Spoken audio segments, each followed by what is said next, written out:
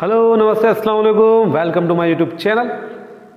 तो बच्चों, जिस तरह से हम अपनी कड़ी को चला रहे हैं एग्ज़ाम 2025 को लेकर, या 2025 को लेकर क्या, आप तो ये माने कि आपको जो भी डाउट्स हैं वो इंशाल्लाह इस वीडियो में दूर हो जाएंगे।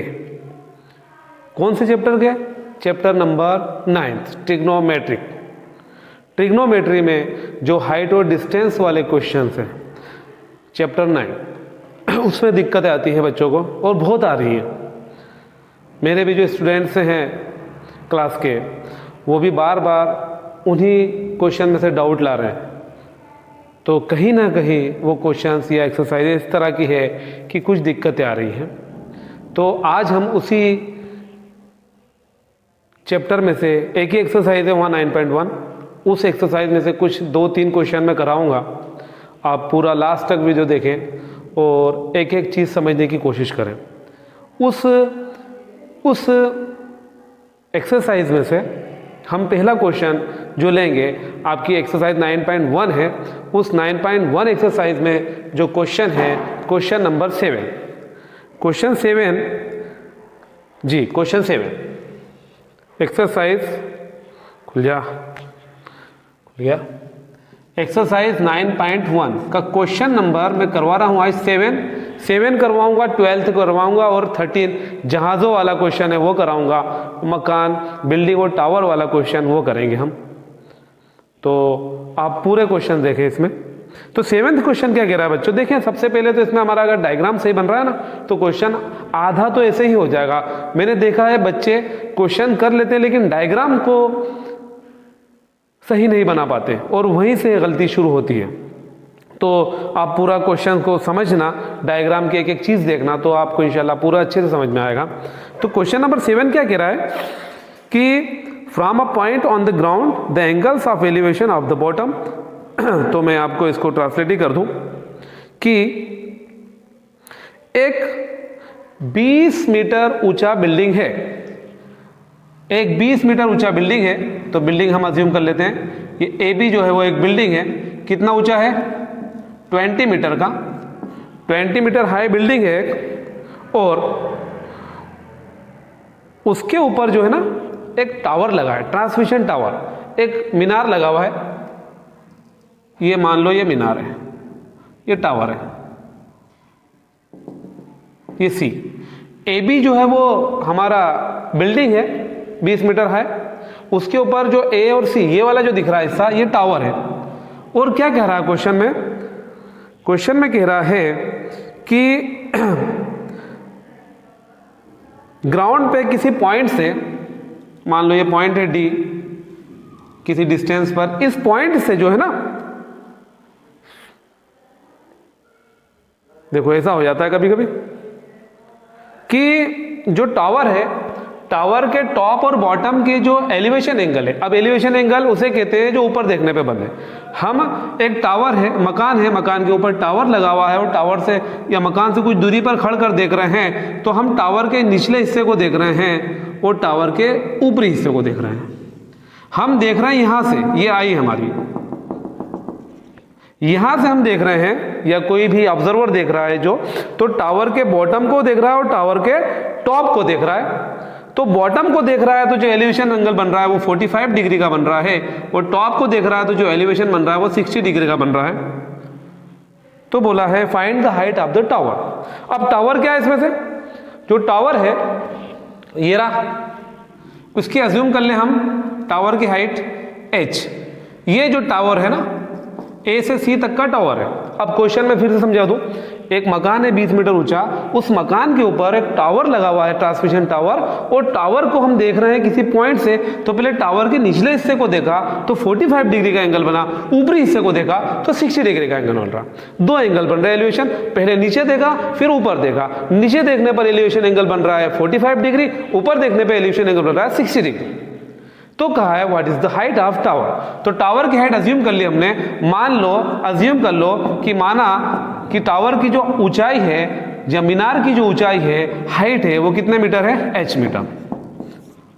टावर की हाइट को अज्यूम करा, h मीटर ऊंचा टावर है। अब देखिए इसमें दो राइट ट्राइंगल बन रहे हैं, एक बन रहा है ABD और एक बन रहा है CBD। तो इसमें एक चीज और बता दूं बच्चों, जो दो एंगल के क्वेश्चन रहेंगे, एक ही क्वेश्चन में दो दो एंगल बनेंगे अगर, तो वहां पर हम हमेशा रेशियो, ट्रिग्नोमेट्रिक रेशियो रहेंगे 10। तो एक एंगल ट्राइंगल बन रहा है ABD, तो हम लिखेंगे इन ट्राइंगल ABD, हिंदी वाले लिख देंगे त्रिभुज ABD में। अब हमें देखना है इस ट्राइंगल ABD में हमारे पास क्या क्या चीज है, परपेंडिकुलर है और बेस नहीं है। बेस को अज्यूम कर लिया अगर x, तो ट्राइंगल ABD में tan थीटा बराबर उसका रेशियो होता है P/B, perpendicular upon base, Hindi में कहें तो लंब बटे आधार, लंब बटे आधार, परपेंडिकुलर अपॉन बेस। तो tan थीटा, अब एंगल कितना डिग्री का 45, तो tan 45 इस ट्राइंगल में चल रहे हैं हम ABD में, और ABD में जो एलिवेशन एंगल है 45 डिग्री का, तो tan 45 is equal to perpendicular, perpendicular कितना है ये, तो 20 अपॉन जो बेस है वो कितना हमने अज्यूम कर लिया x, मतलब वो जो डिस्टेंस मान ली जहां से ऑब्जर्व कर रहा है वो x मीटर। तो tan 45 की वैल्यू होती है 1 is equal to 20 upon x। यहां से x की वैल्यू अगर निकालें तो x की वैल्यू आ जाएगी x इज इक्वल टू 20, मतलब ये जो डिस्टेंस है वो कितनी है 20। अभी इस ट्राइंगल में चले थे लेकिन हमको हाइट चाहिए अगेन, या अगेन नहीं तो इन ट्राइंगल, कौन सा ट्राइंगल, बड़े वाले को देखना ध्यान से, CBD, ये बड़ा वाला CBD, CBD, CBD। तो ट्राइंगल CBD में, इन ट्राइंगल CBD या ट्राइंगल CBD में tan ही लेना है। जब देखें एक चीज आपको क्लियर कर लो, जब भी दो एंगल हो तो tan ही लेना रेशियो, क्योंकि इससे पहले आपने पतंग वाला क्वेश्चन किया होगा, तो सर्कल वाला क्वेश्चन, सर्कस वाला क्वेश्चन किया होगा, उसमें साइन या कॉस, ये ट्री वाला था उसमें साइन कॉस, हमको सोचना रहता है क्या रेशियो ले। लेकिन जब भी दो एंगल बनेंगे तो आप सारा जो कंफ्यूजन है दूर कर दो, दो एंगल के क्वेश्चन में आपको tan में ही लेना है रेशियो, जो है ट्रिग्नोमेट्रिक जो रेशियो है वो tan ही लेना। तो tan theta is equal to होता है P/B, वी नो दैट, लंब बटे आधार। अब ट्राइंगल CBD को देखोगे तो ट्राइंगल CBD में जो एंगल है वो 60 डिग्री है, तो tan 60, tan थीटा, थीटा की value 60, tan 60 is equal to, अब यहां परपेंडिकुलर 20 था, अब इस ट्राइंगल में चल रहे हैं हम CB में, तो CB ट्राइंगल में जो परपेंडिकुलर है इतना पूरा है, ये C से लेकर B, तो C से लेकर B में आप देखो तो इतना तो 20 है और इतना हमने एज्यूम कर लिया h, तो ये पूरा जो हो जाएगा वो हो जाएगा h प्लस 20। बच्चे गलती करते हैं 20h बोल देते हैं, बहुत सारे बच्चे 20h लिख देते हैं उसको, नहीं, इतना 20 और इतना h, तो पूरी जो हाइट बनेगी वो बनेगी h प्लस 20 या 20 प्लस h, ऐसा भी लिख सकते हो आप। तो पूरी जो परपेंडिकुलर है वो h प्लस 20 और नीचे जो बेस है वो कितना है x।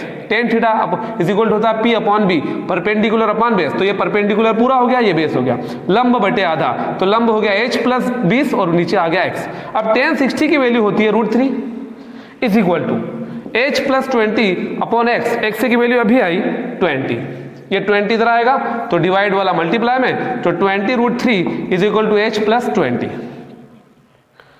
तो 20 √3 हमें h चाहिए, तो ये 20 इधर आ जाएगा माइनस का इज इक्वल टू h।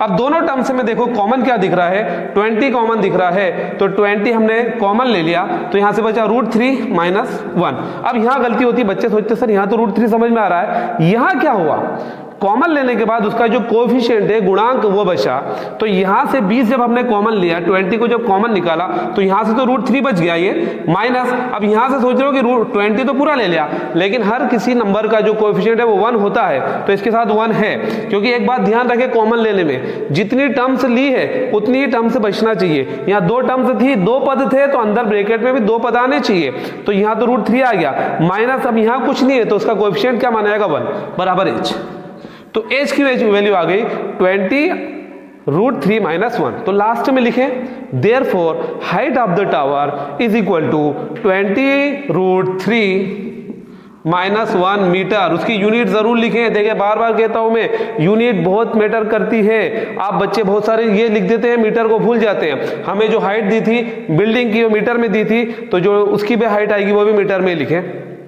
तो आशा करता हूं ये क्वेश्चन आपको समझ में आ गया होगा। देखिए एक चीज है, आप लोग बहुत सारे बच्चे यहां डाउटफुल होते हैं कि tan 45 सर ने 1 लिख दिया, tan 60 √3 लिख दिया, बहुत सारे बच्चों को ये वैल्यूज नहीं आती।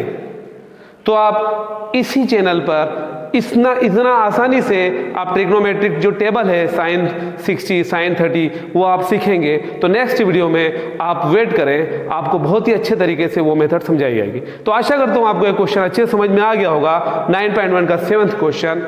तो हम मिलते हैं आप एक नए वीडियो एक नए क्वेश्चन के साथ। तब तक अपना ख्याल रखें, दुआओं में याद रखें। बहुत सारा प्यार। अल्लाह हाफिज़।